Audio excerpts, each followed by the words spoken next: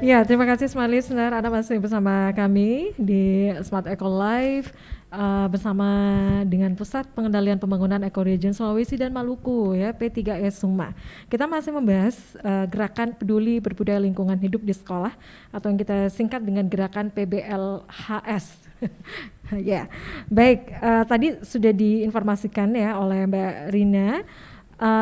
Tentunya untuk gerakan PBLHS ini mengacu di Permen nomor 52 ya dengan berbagai kegiatan ya. Jadi untuk kegiatannya itu ada 3 Smart Listeners. Jadi adanya perencanaan, kemudian pelaksanaan, kemudian adanya pemantauan ataupun evaluasi.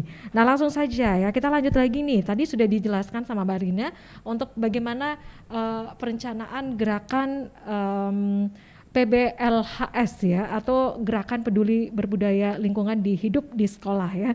Kemudian kita masuk untuk pelaksanaan gerakan PBLHS ya.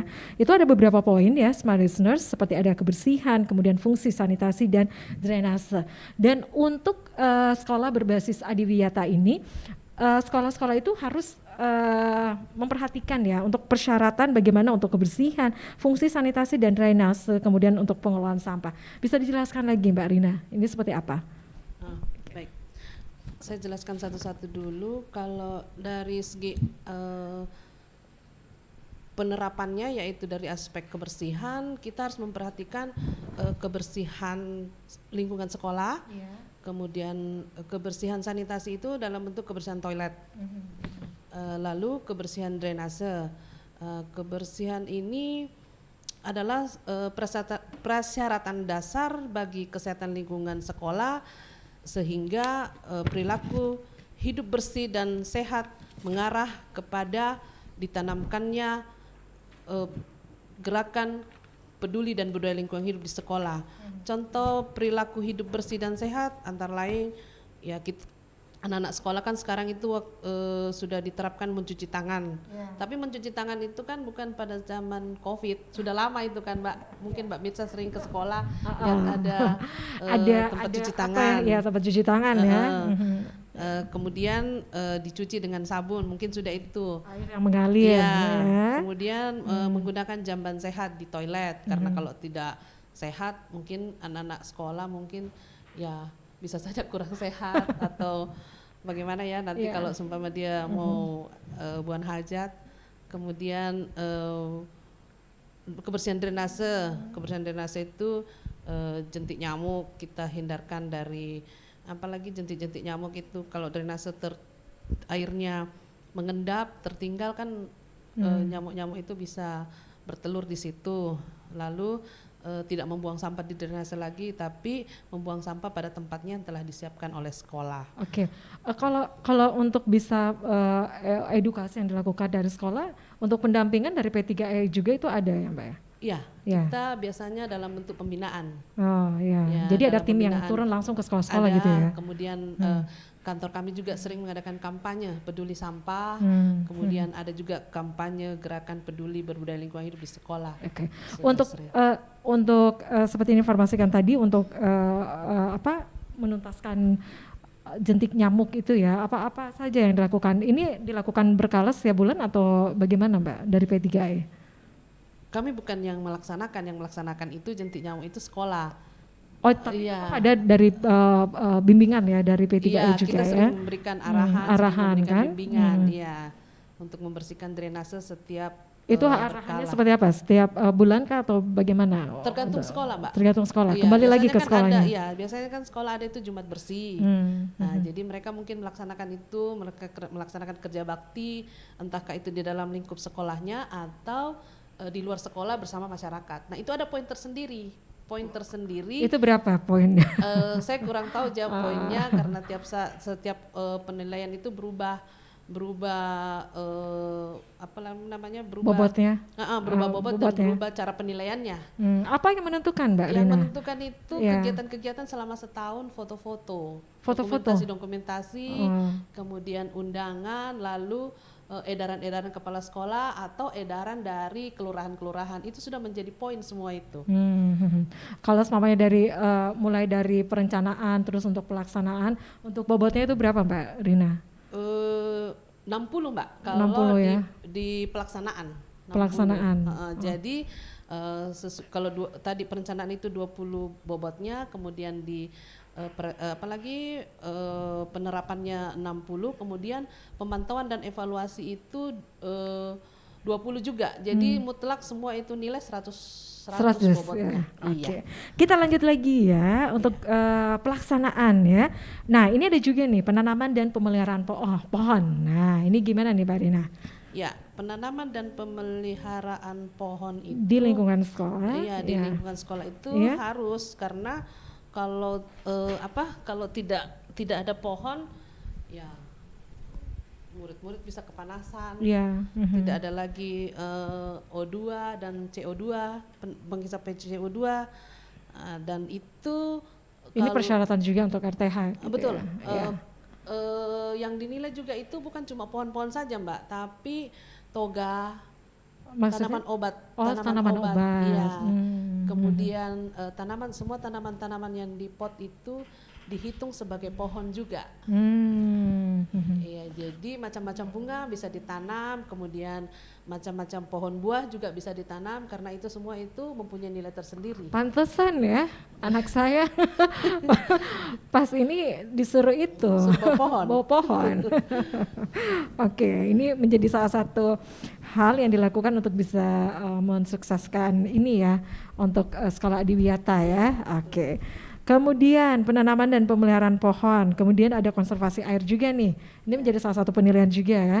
Konservasi air, kemudian konservasi energi ya. Inovasi yang terkait dengan penerapan perilaku berbudaya lingkungan hidup di sekolah yang berdasarkan IPMLH. Apalagi nih Mbak Rina yang menjadi hal yang kita fokuskan ya. Di dalam konservasi energi ya? Iya, konservasi energi.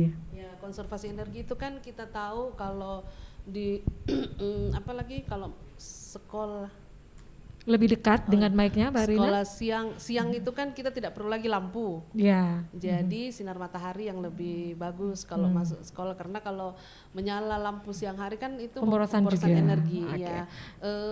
Apalagi mematikan keran air, itu termasuk konservasi air. Pokoknya contoh-contoh di dalam kehidupan sehari-hari untuk seperti kayak macam kita kayak jangan menyalakan lampu kalau tidak perlu, mencabut saklar kalau tidak perlu. Kayaknya konservasi itu kayak macam penghematan. Ya. Ini dalam kehidupan kita sehari-hari ya. Jadi untuk konservasi energi ini lebih untuk bukaan ataupun jendela ya. Betul. Yang ada di sekolah ya. Karena kita tahu kan anak-anak zaman sekarang seenaknya saja cas HP terus langsung dicabut saja, tapi saklarnya tidak dibuka, padahal itu masih ada energi listrik. Itu sangat berbahaya ya. Oke. Ini untuk konservasi energi ya. Kemudian aksi penerapan perilaku berbudaya lingkungan hidup nih untuk masyarakat sekitar sekolah. Jadi ini bukan hanya untuk mereka yang ada di sekolah itu saja, tapi juga turut melibatkan masyarakat di sekitar sekolah ya, Mbak Rina. Iya. Nah itu gerakannya seperti apa?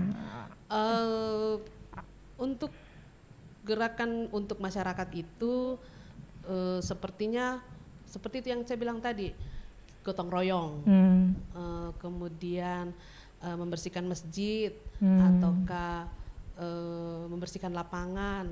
Nah, itu bagian dari integrasi ke masyarakat. Nah, itu ada penilaian tersendiri. Artinya anak-anak diajarkan untuk bersosialisasi dengan masyarakat. Ya, jadi peduli ya dengan jadi masyarakat sekitar. Tidak besar kayak kita baru bisa bersosialisasi. Dari kecil sudah diajarkan anak-anak untuk bersosialisasi. Oke, itu untuk poin ya, untuk aksi penerapan perilaku berbudaya lingkungan hidup. Betul, Mbak. Kemudian membentuk jejaring kerja dan komunikasi nih Mbak Rina. Ini yang sangat penting, membentuk jejaring dan komunikasi. Sepertinya Radio Smart FM bisa membentuk jejaring dengan anak sekolah, membantu untuk apalagi mengkampanyekan konservasi air, konservasi energi. Nah itu ada poin tersendiri juga. Sekolah bisa membentuk, apalagi membuat MOU untuk menjadikan itu bahan atau dokumen bahwa betul kita sudah melaksanakan MOU sama radio atau sama koran media-media cetak supaya bisa lebih membumikan ini gerakan peduli dan budaya lingkungan hidup di sekolah. Ya, jadi untuk edukasi publik gitu ya, Betul, Mbak, Mbak Rina. betul. Oke, ini sudah masuk juga ya untuk kampanye dan publikasi gerakan. Betul, ya. Mbak, betul. Kemudian membentuk kader adiwiyata nih. Nah, ini gimana nih? Ya, kader adiwiyata itu, Mbak, sebenarnya adalah siswa itu sendiri. Jadi guru, kepala sekolah melihat siapa siswanya yang betul-betul bisa menjadi panutan terhadap teman-temannya. Jadi duta gitu ya? Ya, jadi duta. Jadi kader adiwiyata itu bisa membantu ibu guru, jangan buang sampah di situ. Ayo teman-teman buang sampah pada tempatnya.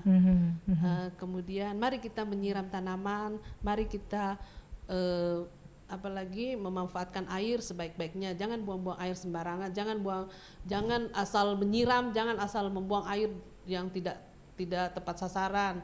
Jadi itu mungkin itu yang kalau kerjanya kader adiwiyata, membantu guru dalam menerapkan program perilaku berbudaya lingkungan hidup di sekolah terhadap teman-temannya. Oke. Iya. Baik, kita masuk lagi nih untuk tadi ya. Jadi untuk perencanaan, kemudian pelaksanaan, kemudian adanya pemantauan ataupun evaluasi terhadap goals yang ingin dicapai ya. Iya. Nah, ini seperti apa nih, Mbak? Oh ya, pemantauan itu adalah pemantauan yang dilaksanakan oleh sekolah itu sendiri. Artinya semua perencanaan atau penerapan yang sudah dilaksanakan itu sekolah harus memantau sendiri apa yang kurang dari kegiatan tersebut, apa yang saya harus tindak lanjuti, kendala apa yang ada selama pelaksanaan gerakan perilaku berbudaya lingkungan hidup sekolah tersebut. Dari informasi yang didapatkan Mbak Rina, apa-apa saja yang menjadi masukan dari pihak sekolah begitu? Ya, dari pemantauan ataupun evaluasi yang dilakukan ya. Ya kebanyakan kalau saya lihat di Sulawesi Selatan saja ya, Iya. dia itu selalu masalah Gak usah jauh-jauh Mbak Rina. Ya, Dia selalu yang masalah dimasukkan? sampah, kemudian masalah bantuan. Masalah sampah dan masalah bantuan. Iya, bantuan. Maksudnya gimana nih? Bantuan untuk- operasional mengenai sampah. Iya. Dia minta tempat sampah, terus pengangkutan sampahnya. Kenapa sampah saya belum Diangkut, ya. gitu. Ya itu yang selalu menjadi kendala. Tapi kami selalu arahkan Untuk memediasinya bagaimana? Ya. kami selalu Memediasi? memberikan Ya. membantu, cobalah untuk mengelola sampahnya dulu, jangan mau langsung diangkut, karena pasti di antara semua sampah itu ada yang bernilai ekonomi, kemudian ada yang bisa dimanfaatkan kembali, kemudian ada yang bisa sudah tidak bisa dipakai lagi, nah itu baru dibawa ke tempat sampah. Jadi perlu ada pemilahan lagi gitu ya? Iya, betul, ada pemilahan, ada pengolahan, kayak macam kalau sisa makanan kan bisa dibuat kompos, lalu kalau sampah daun bisa dibuat kompos juga, tidak langsung serta-merta dibuang di tempat sampah. Oke. Kemudian untuk pengolahan sampahnya sendiri dari tim dari EP3E juga itu memberikan bimbingan juga untuk pengolahan sampahnya, Mbak? Iya, ada bidang tersendiri nanti yang akan membantu untuk Pihak sekolah gitu ya? mensosialisasikan. Iya. Oke. Nah, ini untuk pemantauan dan evaluasi ya. Nah, ini masih poin yang pertama. Jadi melakukan evaluasi pencapaian target dari setiap kegiatan ya. Kemudian mengidentifikasi kendala dan rencana tindak lanjut nih, Mbak Rina. Ini ada beberapa poin. Kemudian pemantauan evaluasi melibatkan kepala sekolah, dewan pendidik, komite sekolah, peserta didik dan masyarakat. Ya, itu semua itu ranah sekolah. Jadi sekolah yang harus mengidentifikasi sendiri apa yang harus dikerjakan, apa yang harus diterapkan, anak-anak harus bagaimana, kemudian kebersihan sekolah, bagaimana kelanjutannya, itu semua sekolah yang melaksanakan. Kita cuma menilai apakah dia betul-betul menerapkan, apakah betul-betul sudah dilaksanakan selama setahun itu. Oh, jadi penilaiannya sama setahun ya? Iya, setahun, Mbak. Untuk bobotnya dari poin yang ketiga ini berapa untuk memenuhi 100%? Tadi kan setiap ininya kan ada beberapa bobot ya. Kemudian yang paling tinggi itu kan 60 ya 60 ya bobotnya. penerapan. Untuk yang poin yang ketiga pemantauan dan evaluasi, ini berapa bobotnya? 20 Mbak. 20 Ya, ya. jadi 100% semua. Oke. Kita break lagi untuk sesaat ya, dan Smart Listeners masih di Smart Eco Life ya, masih bersama Mbak Rina di sini. Anda jangan kemana-mana, kita kembali sesaat lagi.